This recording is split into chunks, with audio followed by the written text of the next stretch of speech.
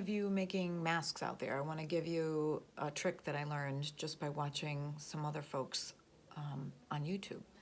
So instead of working on the parts that you'll need for each mask separately, what I would suggest you would do is string them together and make one long flag that you then later will cut apart.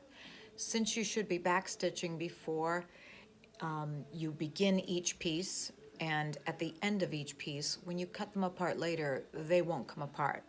So what you'll end up with is a big chain all attached like this.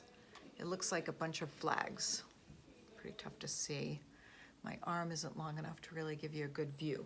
So what I do is I line up all of my fabric in batches of 2, and I put them with the fabric faced, the decoration side of the fabric faced in like this. And I'm using the 4-part hatchet style where it looks like a hatchet or half of a hatchet, and it takes 2 sets of these to make one mask. So this is what I do. So I'm gonna put this camera underneath and do this all in one take. And you'll see that I have my batch that I already did attached, and you'll see how quick this goes. And I'm using a Singer heavy-duty sewing machine, which I definitely recommend since it never jams up.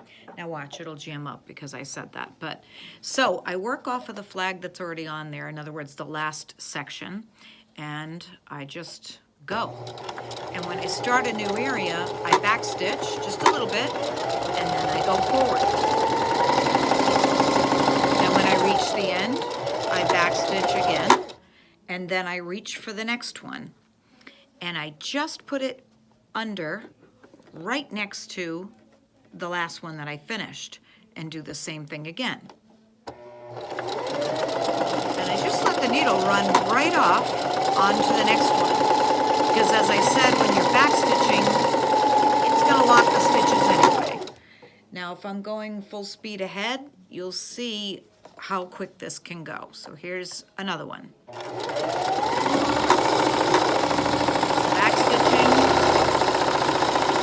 Backstitching, grab another one, put it under, backstitching to lock it, crank it through, woohoo! And grab another one, or another set, I should say. These are sets of 2s, remember? I didn't have these ready to grab.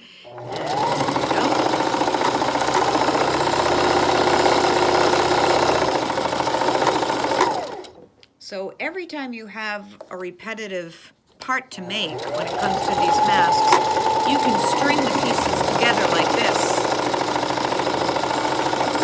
before you do the more tedious work of attaching the elastics, which I have all cut up and ready to roll here. So I hope that helps. When you go on to the next stage where you're sandwiching the 2 parts together, you can also put those together in this method too, where they're all attached. And then cut them apart and do the next stage, cut them apart, do the next stage. Anyway, I hope that helps you. Thanks, bye.